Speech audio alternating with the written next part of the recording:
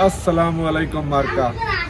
अज हूँ अस तुहानू दिखावना चाहते हैं एक चीज़ तो असा उहदे कोल जांदे पे हैं। तुसा साडा यूट्यूब चैनल गाल मोहाड़ नू सबसक्राइब करे सो ते घंटी नू दबाई सो आल ते ताकि साडी हर आने वाली वीडियो तुहाडे तक पहुँचती रहे।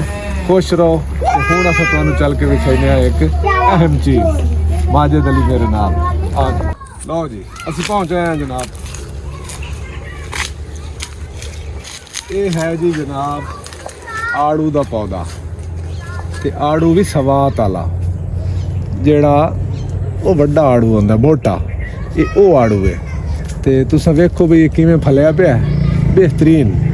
ते असा इस जनाब इनू थम्मे शम्मे ला दिते, ये बिल्कुल थल्ले आ गया। ते हुण जनाब असा इनू देवनी DAP खाद। ये आड़ू जनाब हो वैसी तैयार। तो तुहानू पता है अजकल डॉक्टर जेड़ा शुगर वाले आड़ू दसे भी आड़ू खाओ।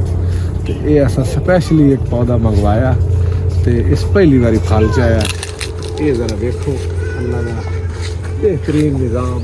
तो क्या बात है। माजिद अली तुहानू दिखाई सन इत्थे ये फल वेखो, कोई शाख ते कोई टीणी खाली कोई नहीं भी जिंदे उत्ते ये आड़ू ना लगा होवे। उत्ते वेखो ऐदे वेखो कमाल दा फल अल्लाह पाक ने ना लाया।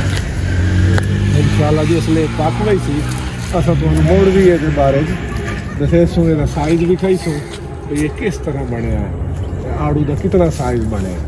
वैसे आंदे साडे इलाके का सिवाद दा, लेकिन पंजाब भी हुण साडे कोल वे ठीक है घर आवांदे तैयार हो जाता। बड़े लोग आड़ू लैन मैं वन के वेखन, लेकिन उन्होंने कोई जेड़ा ना मज़ा कोई नहीं।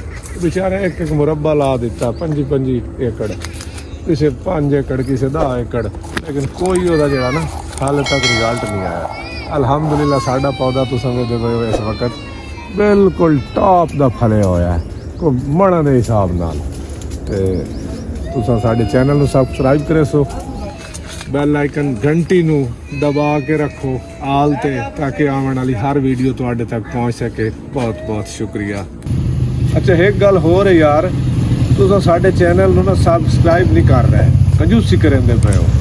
5000 तो ज़्यादा मेरे फ्रेंड हैं फेसबुक दे ते कम अज़ कम वो ही सारे अगर इस नू कर देवन चैनल नू सबसक्राइब